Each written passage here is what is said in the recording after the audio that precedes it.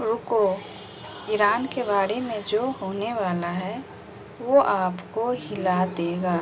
اس وقت جو عالم عرب پر صورتحال پیدا ہو گئی اس میں ہمیں کیا کرنا چاہیے، پاکستان کے جو حالات ہیں ان میں کیا مشورے ہیں، اب میں ان چیزوں کے بارے میں آپ سے چند باتیں عرض کروں گا۔ پہلی بات تو یہ ہے کہ مشرق وسطیٰ کے مسئلے میں اس کے پس منظر کو سمجھ لینا چاہیے۔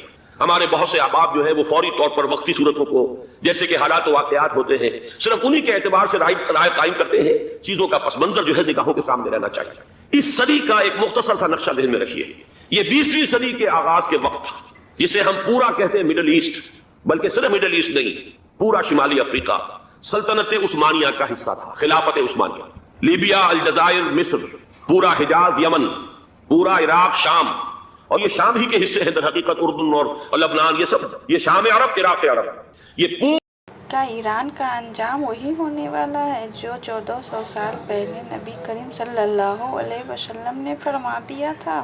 پورا علاقہ خلافت عثمانیہ یہ اس کا حصہ تھا۔ پہلی جنگ عظیم میں انگریزوں نے عربوں کو بغاوت پر آمادہ کیا، غداری پر آمادہ کیا، انہوں نے خلافت عثمانیہ کے خلاف بغاوت، بیج بوئے ان کے دلوں کے اندر نفرت میں، ابھارا انہیں، تم ترکوں کے غلام کیوں ہو، تمہیں خود حاکم ہونا چاہیے، تم کھڑے ہو جاؤ، ہم مدد کریں گے، تم بغاوت کرو، تم ان ترکوں کے خلاف ہماری مدد کرو، ہم تمہیں آزاد کر دیں گے، تم اپنے پاؤں پر خود کھڑے ہو جانا۔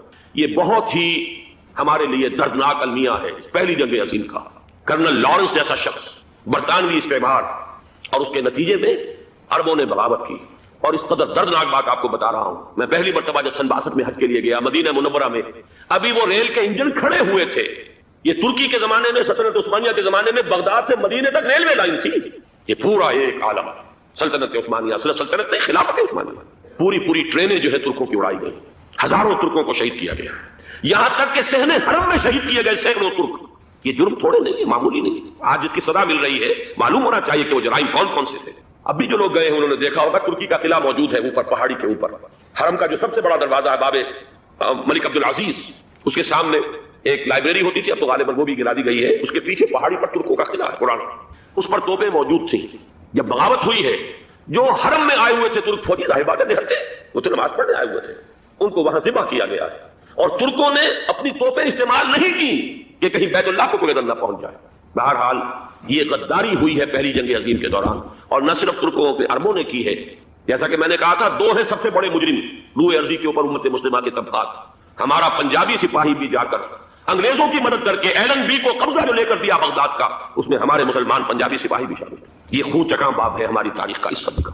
لیکن اس کے بعد سلطنت عثمانیہ کے ٹکڑے ہو گئے، چیچڑے ہو گئے۔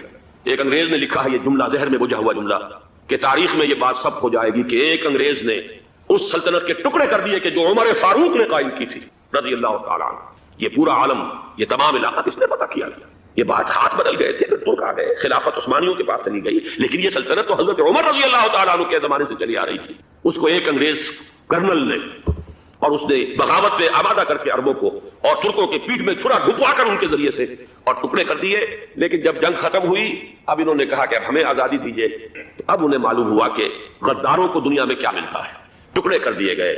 یہ حصہ عراق یہ انگریز کے پاس رہے گا، شام کا یہ علاقہ یہ فرانسیسیوں کے پاس رہے گا، مصر پر انگریزوں کا تسلط رہے گا، لیبیا اطالویوں کے پاس رہے گا، لے دے کر یہ جو علاقہ تھا حجاز، کیونکہ وہاں کچھ تھا ہی نہیں، بوادن غیر ذی زرع، یہ عربوں کے پاس چھوڑ دیا گیا۔ اس وقت جو بادشاہ ہیں شاہ حسین اردن کے، ان کے دادا سب سے بڑے غدار وہی تھے، لہذا ان کو اس علاقے کی بادشاہت سے دی گئی۔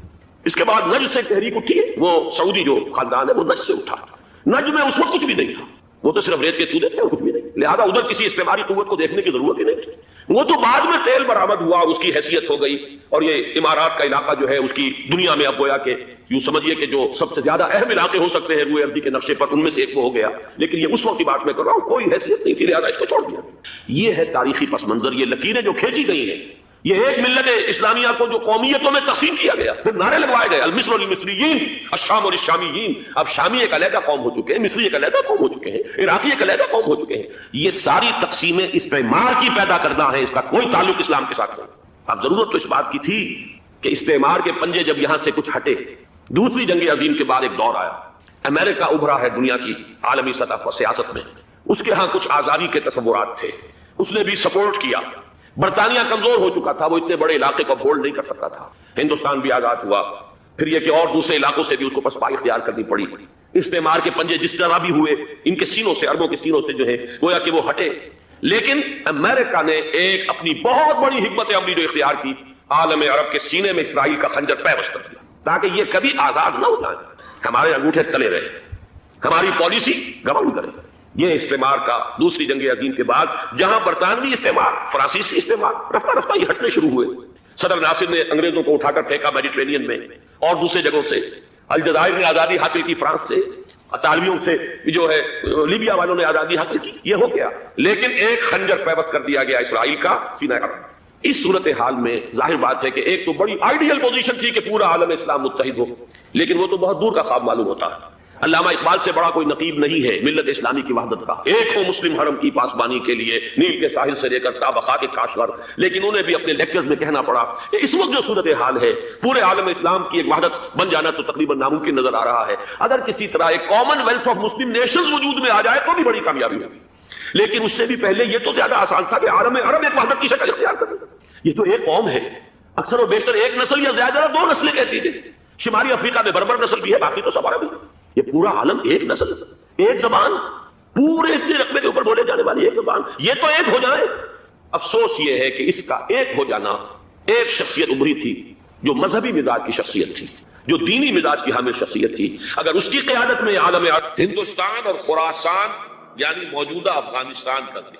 ابن ماجہ کی روایت ہے عن عبداللہ بن الحارث رضی اللہ تعالی عنہ قال رسول اللہ صلی اللہ علیہ وسلم یخرج ناس من المشرق یؤتئون للمہدی یعنی سلطانہ، دونوں طرح سے پڑھ سکتے۔ حضرت عبداللہ ابن حارث فرماتے ہیں رضی اللہ تعالی عنہ کہ حضور نے ارشاد فرمایا مشرق کی طرف سے وہ فوجیں نکلیں گی، لوگ آئیں گے جو عرب میں مہدی کی حکومت قائم کریں۔ یہ مہدی کون ہوں گے اس کا ذکر میں ذرا بعد میں کروں گا، لیکن نوٹ کر لیجئے کہ مہدی سے پہلے لازماً کسی مشرقی علاقے کے اندر وہ نظام قائم ہو چکے گا، تب وہاں سے فوجیں آئیں گی۔ یہ مشرق کون سا ہے؟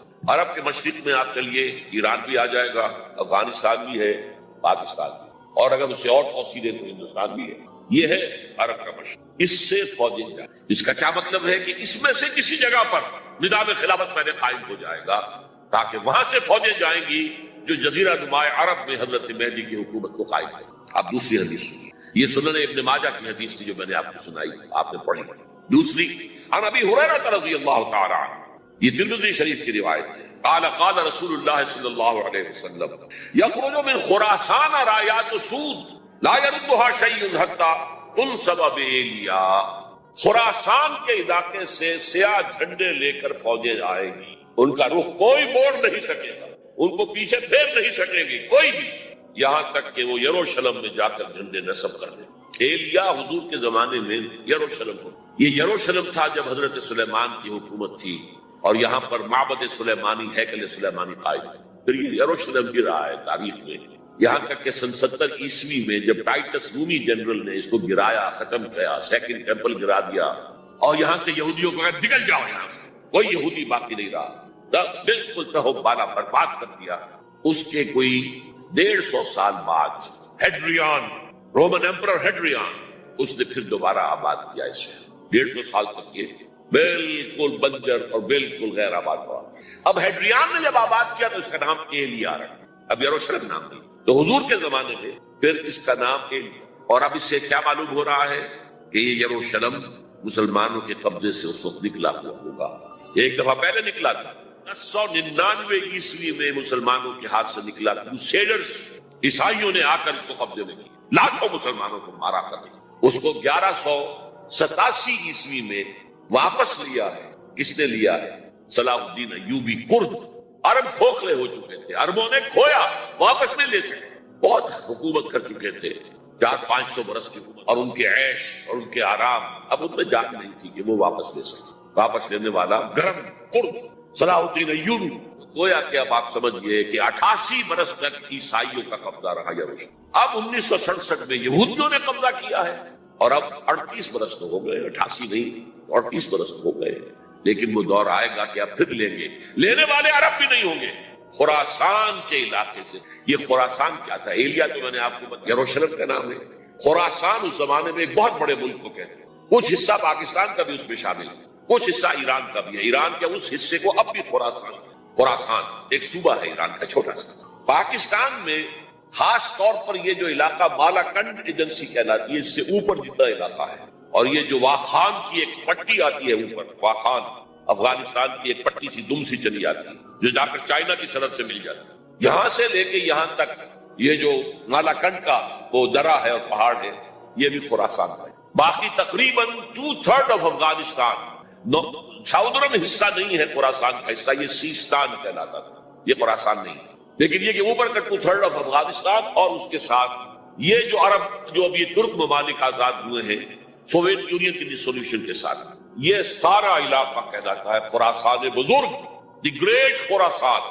ایک مرتبہ ایک یہاں کا جو کاؤنسلیٹ ایران کا وہ آئے تھے میرے پاس، ان کے ایک اہم آدمی، ان سے میں نے پوچھا خراسان، تو پہلے تو ان کا خراسان ہمارا ایک صوبہ، نہیں مجھے خراسان، او خراسان بزرگ، وہ جو دی گریٹر خراسان کی بات کر رہے ہیں وہ یہ تھا. پھر میں نے اور طریقوں سے بھی تحقیق کی، پہلے خیال تھا کہ پورا افغانستان اس میں شامل ہے، لیکن اب معلوم ہوا کہ نہیں، یہ جو جنوبی حصہ ہے یہ سیستان کہلاتا، کچھ بلوچستان کا حصہ اس میں شامل تھا اور کچھ یہ جنوبی حصہ افغانستان.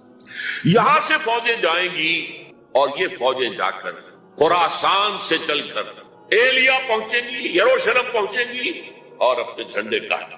اس کا جو نتیجہ نکلتا ہے وہ آپ سمجھ لیجئے. اس میں بھی اب میں اس سیرت ترجمان القرآن اقبال کا ایک شعر آپ کو سنا رہا ہوں. ایک تو انہوں نے جو اردو میں کہا تھا، میرے عرب کو آئی ٹھنڈی ہوا جہاں سے، میرا وطن وہی ہے، میرا وطن ٹھنڈی ہوا ہوں، مجھے ہندوستان کی طرف سے ٹھنڈی ہوا آ رہی ہے صلی اللہ علیہ وسلم. اس کا جو ہے حوالہ مجھے نہیں مل سکا ہے اب تک، لیکن لوگ مانتے ہیں کہ ہاں ہے، حدیث ہے، پڑھی ہے ہم نے، لیکن بتا نہیں پا رہے. اور ظاہر بات ہے کہ حدیث کا ذخیرہ اتنا وسیع ہے کہ اس میں سے تلاش کرنا آسان کام ہے. اور اقبال کو کافی علم تھا اس چیز، اس کو بغیر کسی بنیاد کے نہیں کہہ سکتا. میرے عرب کو آئی ٹھنڈی ہوا جہاں سے، میرا وطن وہی ہے، میرا وطن. لیکن اس سے بھی زیادہ جو بات ہے وہ علامہ اقبال کا ایک شعر ہے جس کے پہلے مصرعے میں تو حضرت مہدی کا ذکر ہے، وہ میں بعد میں اس کا ذکر کروں گا جب ان کا وقت آئے گا. خضر وقت از خلوت دشت حجاز آید بروں، خضر وقت، وقت کا خضر، میرے نزدیک وقت کا مجدد حضرت مہدی، وہ خلوت حجاز سے باہر آئیں گے. خضر وقت از خلوت دشت حجاز آید بروں، کارواں زی وادی دور و دراز آید بروں. کارواں اس وادی دور و دراز سے چلے گا. یہ وادی دور و دراز کون سی ہے؟ وادی سندھ. وادی سندھ کا تصور پتہ نہیں آپ کو کیا ہے. آپ کو معلوم ہونا چاہیے کہ وادی سندھ، یہ سارے ٹریبیوٹس جو آ رہے ہیں جو وادی اس دریائے سندھ میں مل رہے ہیں، جیسے ایک درخت ہوتا ہے اور اس کی شاخیں ہیں، وہ تو درخت کے تنے سے نکلی ہے. ایک یہ کہ ٹریبیوٹریز ہوتی ہیں، چھوٹے چھوٹے دریا ہوتے ہیں، وہ ملتے ہیں تو ایک بڑا دریا بنتا ہے. یہ ٹریبیوٹریز مشرق سے بھی آ رہی ہیں سندھ میں اور مغرب سے بھی آ رہی ہیں. افغانستان کا جو مشرقی حصہ اسی وادی سندھ کے اندر، اور یہ موجودہ پاکستان، بلکہ اس میں سے کچھ حصہ جو ہم چھوڑ چکے ہیں، ہم سے نکل گیا دریائے ستلج تک، یہ اس وادی سندھ کا حصہ. کہاں آ رہا ہے ستلج؟ سندھ میں. اور بیاس تو ستلج میں پہلے ہی آ گیا، راوی آ گیا، چناب آ گیا، جہلم آ گیا، سب سندھ میں پہنچ گئے. پٹن کوٹ میں سے پہنچ گئے. اوپر سے یہ دریائے سوات آ رہا ہے، یہ دریائے دیر آ رہا ہے، یہ دریا فنا آ رہا ہے، یہ دریا فنا آ رہا ہے، سب دریائے کابل میں ہو کر کہاں پہنچے؟ سندھ میں. اوپر سے دریائے ہندا آ رہا ہے، دریائے گلگت آ رہا ہے، کہاں آ کر گرے؟ سندھ میں. پھر یہ جو دریا آ رہے ہیں جو ہمارے جو ہے درائے گومل سے چلا آ رہا ہے، کوچی چلا آ رہا ہے، کہاں جاتے؟ سندھ میں. یہ پوری وادی ہے. یہ افغانستان کا مشرقی حصہ جو پختون ہے، 100% پختون، وہ در حقیقت وادی سندھ کے اندر، یہ دو طرف سے وادی سے. کارواں زی سے مراد ازی، کارواں ازی وادی دور و دراز آیت کو. فوجیں یہاں سے جائیں گی حضرت مہدی کی حکومت قائم کرنے کے. خضر وقت از خلوت دشت حجاز آیت بروں، کارواں زی وادی دور و دراز آیت بروں. یہ ہے اس سیرت کا. حالانکہ یہی شخص ہے جو اپنے خطبات کے اندر نفی بھی کرتا ہے کہ یہ مہدی اور وہ یہ سب تصورات جو ہیں یہ کوئی صحیح نہیں ہے، اور یہ پرانی کوئی روایات چلی آ رہی تھی، ہر مذہب میں تصور ہے. اس طرح کی بات کہی. جب عقل سے بات کرتا تھا اس میں ٹھوکریں کھاتا تھا. جب دل سے اس کے یہ سیلاب کے معنی چشمہ ابھرتا تھا دل سے اس کی شاعری، اس میں ہوتے تھے وہ حقائق جو ابد. اس پر جو اشفاق صاحب ہوتے تھے ہمارے ہاں، اشفاق احمد ادیب، ڈرامہ نگار تلقین شاہ، انہوں نے بڑی پیاری بات کہی تھی. اگر ان کا مذاق اڑایا تھا روزنامہ نوائے وقت نے، بات بڑی پیاری تھی. اقبال ایک دن کا اقبال تھا، ایک رات کا اقبال تھا. دن کا اقبال فلسفی تھا، وہ اپنی عقل سے غور و فکر کرتا، اس کا حاصل جو ہے وہ لیکچرز، خطبات، ان میں بہت سی باتوں پر علماء کو شدید اعتراض۔ ایک رات کا اقبال تھا، اسے الہام ہوتا، سیلاب آتا تھا شاعری، اور وہ اقبال جو ہے اصل ہے۔ اور اس کو کہا اقبال نے خود، ڈاکٹر یوئنگ ہوتے تھے جو پرنسپل تھے ایف سی کالج کے، ان کے نام سے یوئنگ ہال اب بھی موجود ہے نیلا گنبد چوک میں، ایک ہاسٹل بنایا تھا انہوں نے، یوئنگ ہال۔ ایک دعوت میں سب جمع تھے، ڈاکٹر یوئنگ بھی تھے، علامہ بھی تھے۔ یوئنگ نے بڑا سوچو آخری زمانہ قریب ہے اور تیاری ہم نے کیا کی ہے۔